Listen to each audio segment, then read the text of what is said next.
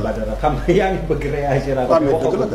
Badara vas-y pour la magistrature. bon man déjà li ma xalaat ci wax ji pour ñëw rek fi gars yi jeexale Malal ñun ñoo bokkoon nekkandoo woon di kaas tudde ko gor ca wax ja c'était clair net et limpide gor ca wax ja faluñu ñoom Aba Mbaye faluñu ñoo Ndeye Sow Leila Diomaye président la ñu fal.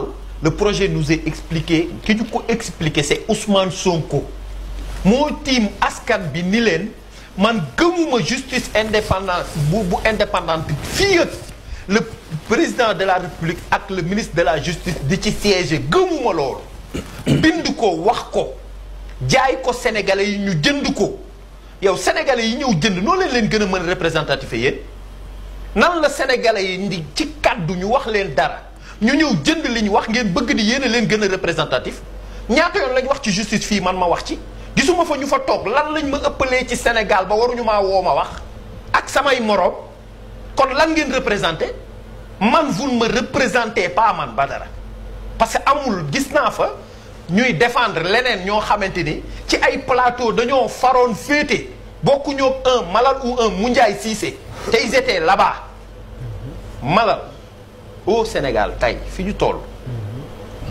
la justice li ñu wax dañ ci am luñ ci dund lu bari loo xam ni moo am fii ma yàgg a toog ni il n'y a pas d'alternative à la justice mais li am ñu xool ko nii jàngat mais les pratiques anciennes moo ñëwaat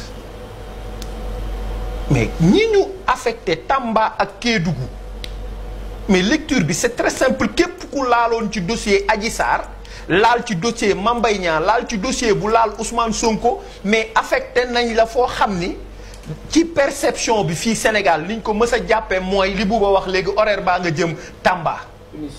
Et c'est même grave de stigmatiser comme ça benn région ci Sénégal wala département c'est très grave loolu ñuy foowee mais li ci gën a grave du ñooñu ñu jël yóbbu leen Tamba li gën a grave mooy ñi ñu fal su dee ki ma mere laa yóbbu fële kon ki ma wóolu laa fal mais kon kooku est-ce que du nekk le magistrat du projet moom il faut faire très attention ñooñu ñoo ëpp défi ñëpp ñi ñëw remplacer ñëw Dakar ak yooyu parce que la perception c'est quoi c'est ñi ñu yóbbu Tambacounda dafa mel ne dañ leen bëgg a sanctionner te ñoom ñëpp mooy ku laaloon ci dossier bu laal Ousmane Sonko tey ñu boole ñoom ñëpp yóbbu Tamba yóbbu Kédougou am ñu defal promotion mais ñu yàgg dégg Ousmane Sonko di wax loo leen réunion xam naa ko loo leen waxtaane ay magistrat ñoo ma koy nettali le dossier de ton ami mu ni magistrat moo ko nettali lañ doon wax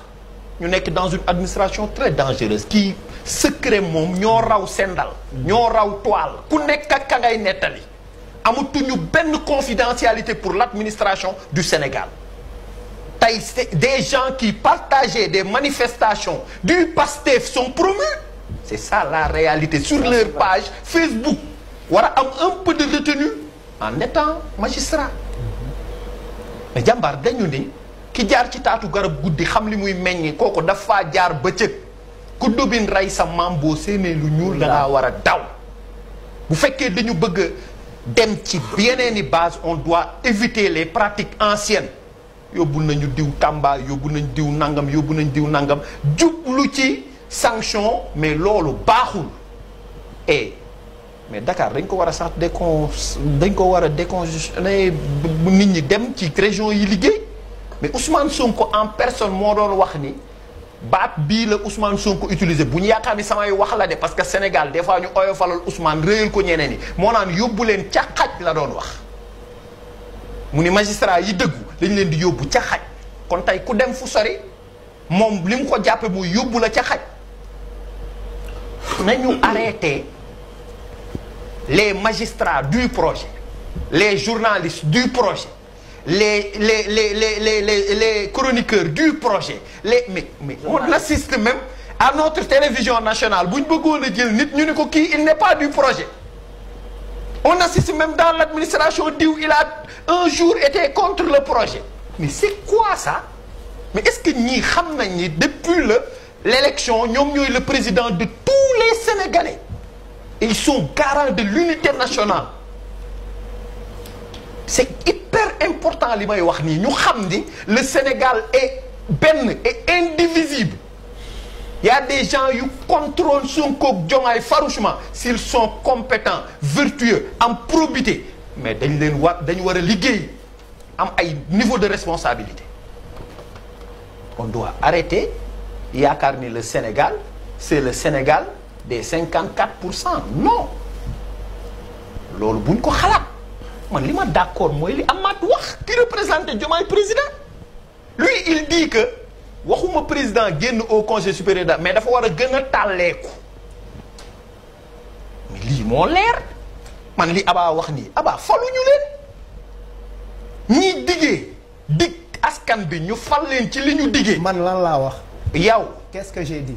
non man xam nga li nga wax. non c'est important. xam nga yow li nga non c'est important que. non xam nga non analyse parce que tu pars de. parce que effectivement tu fondes ta contribution à partir de la mienne. non Malal parce que da nga tàmbale ne non da nga ne non Gadiaga da nga ne vous représentez qui. je te dirai qui nous représentons. dagguma la non c'est important dagguma la non dama dugg rek non bàyyil ma ñëw dama ne dagguma la vous représentez qui. non je voudrais qu'on combien de décisions qui nous gouvernent aujourd'hui sont issues de dialogue. mais dama d'accord est-ce que les gens qui étaient à ce dialogue sont représentatifs de tout le Sénégal. Malal dama d'accord ci dialogue mais dama ni. mais bu ma dagg déglu ma. Gadiaga des lois. Malal boo paree di ma déglu le code électoral ci dialogue lañ ko waxtaane. Malal est-ce que les Moundiaye qui avaient participé à ce dialogue. mais Malal étaient représentatifs de tous les Sénégalais. Malal déglu ma wax. non li ma bëgg a wax. déglu ma wax. non moi je voudrais. non dama bëgg ngeen wax ma Malal lan laa wax. Malal je ne dis pas que Diomaye. Malal xam nga luy sa problème. xam nga luy sa problème. xam nga la mooy sa problème. Gadiaga non waaw bàyyi ma wax la mooy sa problème. Gadiaga waaye yaa ngi may dagg te dagguma la bi ngay wax. lan mooy suñu problème mais déglu ma. déglu ma wax problème buuba moo la dagg ni la. non oui Malal. waaw maanaam yéen mënoo leen gën a représentatif que peuple bi ñu waxal directement loolu laa dëggal man. mais le peuple. mais loolu laa s'il n'est pas d'accord il manifeste. non. le peuple manifeste. non le peuple s'il n'est pas d'accord il manifeste. bëgg a yóbbuwaat nii ci manifester. non attends le peuple peut manifester pacifiquement en disant. non Malal non nous ne sommes pas d'accord. waaw yow ban manifester. non déet. élection bu jeex démb ñu manifester tey. parce que à chaque fois que le peuple n'a pas été d'accord le peuple est sorti pour dire non. non attendez attendez.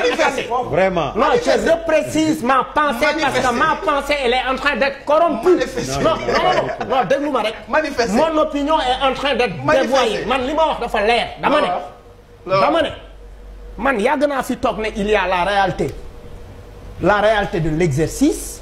et la réalité de la conquête. man gëm naa ni mën naa leen defal une concession par rapport à ça lu ma mën a comprendre la. yow loolu nga gëm. il y a eu un dialogue. sur la justice. des professionnels de la justice des gens qui travaillent sur la justice ont été convoqués et moom fekke na ko mais ça a fait l'objet d'un consensus. mais Malal je pense que c'est bien que me précise benn chose. c'est important qu'on le dise. La question du retrait ou non du président de la République par rapport au Conseil supérieur n'a pas fait l'objet de consensus. Je suis pas d'accord avec ça. Non, amul consensus. Non, amul consensus. Léegi non attends Badara mu wax la. non il faut me préciser aussi. waaw bi ñu tolloo ci affaire Conseil supérieur de la magistrature. dañu wax ne magistrats yi ñoo bëgg moom mu des ci président des ci. et le président l'a repris il a dit. biñ ko joxee rapport bi. comme am foofu parce que côté boobu amul consensus. parce que am na ñu nekkoon ci dialogue bi ñu bokk ne dafa jëloon engagement day génn ci conseil supérieur de la magistrature pas moom seulement moom ak ministre de la justice dañ ci war a génne. et que maintenant moom moo ne mais magistrats yi dañu bëgg ma rester mais man rester. ak ñàkk resté laa yamale. voilà mais amul consensus. donc yi nga xam ne nag amul consensus yooyu boobu ci la bokk. Moundiaye mun naa la poser benn question. xam nga moom laa wax fi sànq régime bu nekk parti bu nekk da nga am programme booy jaay sénégalais yi. du dëkk qui se programme je suppose surtout un parti bu mel ni Pastef boo xam ne parti bi gën a am coono ci mbirum justice la bokk. bi Sénégal nekkee Sénégal ba léegi. wax fa dëgg yàlla. fii xam nga. pourquoi xam nga. pourquoi non dama ne. non ci bu naree yàgg damay jël. waaw non ci ñi gën a bokk laa wax waxuma ñoom rek de. yéen am ngeen si ak keneen ak keneen. non dama wax xam nga wax naa seen bopp sànq. dama wax rek dama ne bokk nañ ci ñi gën a am tolof ak mbirum yoon. yaa ngi may dégg et je suppose que dans leur programme justice daf ci am pàcc bu leer te le programme que tu as vendu aux Sénégalais balaa ngay dem di xool magistrat yi yow sa programme ngay njëkk a war a xool ba pare parce que loolu nga jaay Sénégalais man foofu laay waxee. vraiment mais maa ngi yow ñoo bokk li ñuy wax malal yéen ñaar ña fa nekkoon déggoo wóole nee nga am na consensus nee na amu ko. ay boo leen déggoo. mais bu bàyyi leen ma wax. bu amoon consensus du ma ne man d'accord dama d'accord mu génn ci. yeneen membre société bi lañu d'accord mu génn ci. Ce n'est pas simplement les magistrats qui étaient d'accord. Non, ce n'est pas simplement les magistrats qui étaient d'accord. Il y avait d'autres organisations qui étaient invitées, ils étaient d'accord. Il y a d'autres invités qui étaient d'accord et qu'il y a consensus. Tubaab ngay wax yaa ma ko gën a dégg du benn. Il y avait pas consensus loolu la wax loolu la défendre dama ni malade. Faut arrêter de faire l'apologie du reniement. Arrêtez cela. Mais en quoi mais tu m'accuses parce que tu me dis il faut arrêter de faire l'apologie du en quoi. Non, en quoi par rapport à ce que j'ai dit, je me renie. Je dis non, je suis dans la posture de comprendre, de pouvoir comprendre. Pourquoi tu crées un consensus qui n'a non, dama nekk ci posture. Pourquoi nga créer un consensus? Il y a des mots qui fekkee na nga créer consensus bu am. Dama nekk ci posture. Comprendre un président. Non, Damani. Pourquoi tu viens à la télé nous créer ben consensus bu amul? Je ne crée pas de consensus. Kon da nga djou. Non, djoumuma. Kon consensus amul. Non, li mu Ndiaye wax d'accord uma ci. Parce que majorité non dama ne la li mu Ndiaye wax ni d'accord uma ko ak. Waaye yéen ñaara fa nekkoon waaye dem na dialogue ba ñeneen ak ñeneen dem nañ dialogue ba. Waaye léegi il faut ngeen atté ñaari dialogue kon mo du ñaari dialogue am benn dialogue am. Waaw léegi non parce que je ne suis pas non li mu bëgg a wax mooy majorité bi bokk peut-être moo ko apporté loolu la bëgg a wax. mën naa waxal suma bopp non mën naa waxal suma bopp majorité mooy consensus. mën naa waxal suma bopp j'étais au dialogue. Ndey wala dama ne consensus mooy dama ne li may wax boo leen ko non déglu leen ma rek li may wax boo leen ko bëggee comprendre di ngeen ko comprendre dama ne le fait que juste après l'élection du président de la République un dialogue sur la justice a été convoqué. Les gens se sont réunis pour discuter et faire des propositions et faire des recommandations. 30 recommandations en sont ressorties. Malade. Qu'est-ce qui s'est passé? Sur combien? À partir de là. Sur combien? Non, à partir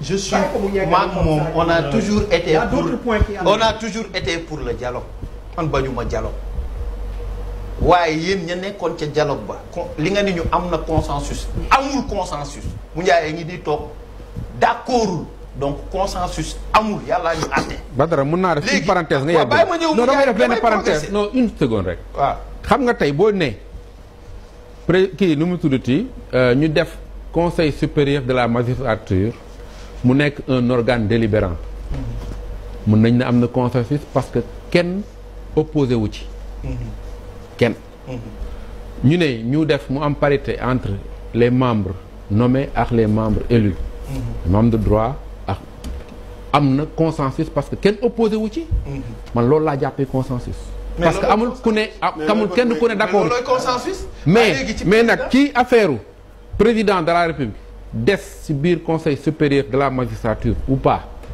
am na ñu ne daf ci war a génne. am na ñu ne daf ci war a des. loolu kay mooy amul consensus. waa léegi nag lu tax ñu bëgg fay wër 10 minutes pour dire à Malal qu'il n'y a pas consensus. ba pare wax ko ni ko yow bu la neexee nga ne loolu tu le comprends que le démb nga xeex wax waxeet tey nga comprendre wax waxeet loolu malal la moom bu ko neexee mais man Badara Gadiaga dama ni on doit pas défendre l'apologie du reniement sur cette table li grave mooy tour de table bi ki ma gën a d'accord li mu wax c'est le représentant de Diomaye président parce que lui il dit que waxuma sax ñu yamale ko ci mbiru président mais lépp luy yaatal pour ñu egg ci mais justice nekk lu indépendante dañ faa war a egg def historique bu am solo bu weesu bu ñu xool France bu ñu xool nangam nañ def lu ñu moom lu gën a rafet c'est ça loolu laa wax man et loolu laa gëm mais dama ni Sénégal on doit arrêter bëgg a gëmloo nit ñi l'apologie du reniement mooy wax naa lii xëy naa génnaat ci ñu bëgg koo rafetal daf ñoo tardeel yàggal ñu ci ay problèmes si on veut avancer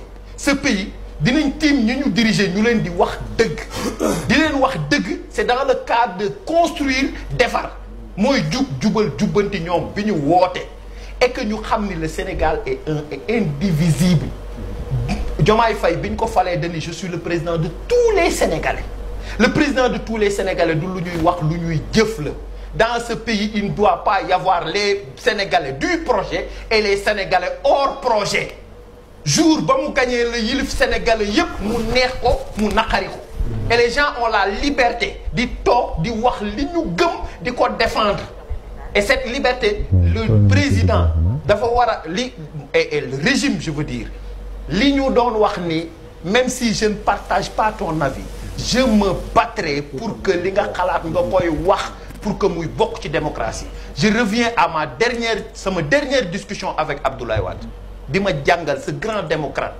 que désaccord n'est pas désamour loolu man ak président Diomaye Faye Abbas Fall ak ñeneen ñoo doon bokk table aar li ñu bokk di waxtaane pétrole u Sénégal àndandoo man ak Abbas Fall ak keneen dem seeti Abdoulaye Wade mu jàngal ñu ni désaccord du désamour ndax ñun ñooy jeunes yi xeex ak moom en 2011 2012 jëlee ko fi pare di toog di waxtaane pour le Sénégal arrêtons de raay yenn yi et de dire la vérité ni ñu ko gëmee et cette justice là bu ñu bëggee mu taxaw dëgg li ma yàgg a wax qu'il n'y a pas d'alternative à la justice dinañu pointer problème yi nga xam ni am na da ngay gis nit ñu bokkoon Pastef wala bokk fa ba tey mais dañ leen affecté fii Tambacounda ak Kolda xaw ma ñu ni duñ dem de grands responsables de ce pays ni sanction la taxaw ni dootuñu liggéey heureusement que au Sénégal il y a des fonctionnaires qui respectent le président de la République ba bu ñu leen affecté ñu xëy dem jëli service xam ni Tamba Kédougou Kolda ak feneen ci Sénégal la bokk et dans le cas contraire sax waruñu joxe opinion ni ku ñu yóbbu Tamba dañ lay mbugal parce que les populations de Tamba nekkuñu ci ñu leen di mbugal ils sont sur des terres yu am richesse boo xam ni jour buñ ko liggéeyee ni ñu ko war a liggéeyee duñ namm dara yi Ndakaaru lii laa gëm. Alors très rapidement ñu dem.